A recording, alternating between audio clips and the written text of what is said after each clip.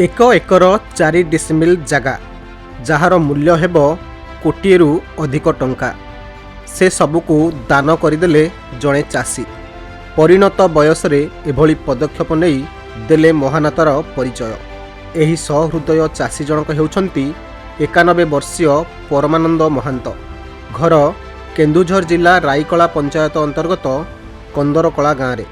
ଇଏ ହେଉଛି ସେହି ପଞ୍ଚାୟତ ଯାହା ମୁଖ୍ୟମନ୍ତ୍ରୀ ଶ୍ରୀ ମୋହନ ଚରଣ ମାଝୀଙ୍କ ଗାଁ ନାଁରେ ପରିଚିତ। ମୁଖ୍ୟମନ୍ତ୍ରୀଙ୍କ ଗାଁ ସ୍କୁଲ ରାଇକଳାର ପିଏମ୍ ଶ୍ରୀ ଗ୍ରାମ ପଞ୍ଚାୟତ ସରକାରୀ ଉଚ୍ଚ ମାଧ୍ୟମିକ ବିଦ୍ୟାଳୟକୁ ଏସବୁ ଜମି ଦାନ କରିଛନ୍ତି ପରମାନନ୍ଦ। ଏହି ଘଟଣା ସାମ୍ନାକୁ ଆସିବା ପରେ ପରମାନନ୍ଦକୁ ନେଇ ଏବେ ସବୁଠି ଚର୍ଚ୍ଚା। ପରିବାରର ଉନ୍ନତି ଚିନ୍ତା ଛାଡ଼ି ସେ ଚିନ୍ତା କରିଛନ୍ତି ବିଦ୍ୟାଳୟର ଉନ୍ନତି କଥା। ଚିନ୍ତା କରିଛନ୍ତି ଅଞ୍ଚଳର ପିଲାମାନଙ୍କ ଭବିଷ୍ୟତ କଥା। ସେ ଭଲ ଭାବେ ଚାଲିବାକୁ ଅକ୍ଷମ। ସ୍ତ୍ରୀ ରୁକ୍ମିଣୀ ମଧ୍ୟ ବୟସାଧିକ୍ୟ କାରଣରୁ ରୋଗଗ୍ରସ୍ତ। ଏହା ସତ୍ତ୍ୱେ 91 ବର୍ଷ ବୟସରେ ତାଙ୍କର ଏହି ବଦାନ୍ୟତା ଛୁଇଁଛି ସମସ୍ତଙ୍କ ହୃଦୟକୁ। ଏହି ବିଦ୍ୟାଳୟଟିର ନିଜସ୍ୱ ଜମି ନଥିଲା। ଅଞ୍ଚଳର ପିଲାମାନଙ୍କ ଭବିଷ୍ୟତ ଗଢ଼ୁଥିବା ଏହି ମଣିଷ ତିଆରି କାରଖାନାର ଉନ୍ନତି ସମ୍ଭବ ହୋଇପାରୁନଥିଲା। ଯେଉଁ ବିଦ୍ୟାଳୟ ଆଜି ଜଣେ ମୁଖ୍ୟମନ୍ତ୍ରୀଙ୍କୁ ଜନ୍ମ ଦେଇଛି, ତାହାରି ଉନ୍ନତି ପାଇଁ ପରମାନନ୍ଦ ନିଜ ଦୁର୍ମୂଲ୍ୟ ଜମିକୁ ଦାନ କରିଦେଇଛନ୍ତି, ଯାହାକୁ ନେଇ ତାଙ୍କ ସ୍ତ୍ରୀ ଏବଂ ପରିବାର ସଦସ୍ୟ ବି ଖୁସି ବ୍ୟକ୍ତ କରିଛନ୍ତି। ପରମାନନ୍ଦ ଜଣେ ଚାଷୀ ହୋଇ ବି ତାଙ୍କ ଚିନ୍ତାଧାରା ଜଣେ ଶିକ୍ଷାବିତଙ୍କ ଠାରୁ କମ୍ ନୁହେଁ। ମୁଖ୍ୟମନ୍ତ୍ରୀଙ୍କ ଏହି ଗାଁ ସ୍କୁଲକୁ ଦିନେ ପରମାନନ୍ଦ ଓ ତାଙ୍କର କିଛି ସାଙ୍ଗ ମିଶି ଆରମ୍ଭ କରିଥିଲେ। ଏହିଠାରେ ମୁଖ୍ୟମନ୍ତ୍ରୀ ଏବଂ ପରମାନନ୍ଦଙ୍କ ପୁଅ ବି ପାଠ ପଢ଼ିଛନ୍ତି। ପାଖରେ ଟଙ୍କା ନଥିବାରୁ ନିଜର 1 ଏକର 4 ଡିସିମିଲ୍ ଜମି ବିଦ୍ୟାଳୟକୁ ଦାନ କରିବାକୁ ଇଚ୍ଛା କରିଥିଲେ ପରମାନନ୍ଦ। ଏଠାରେ ଗୋଟିଏ ଡିସିମିଲ୍ ଜମିର ମୂଲ୍ୟ 1 ଲକ୍ଷ ଟଙ୍କାରୁ ବି ଅଧିକ।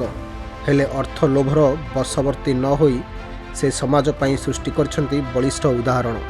ସମାଜର ଉନ୍ନତି ପାଇଁ ପରମାନନ୍ଦଙ୍କ ଭଳି ଅନ୍ୟମାନେ ମଧ୍ୟ ଆଗକୁ ଆସି ମୁକ୍ତ ହସ୍ତରେ ଦାନ କରିବାକୁ ସ୍ଥାନୀୟ ଲୋକେ ନିବେଦନ କରିଛନ୍ତି।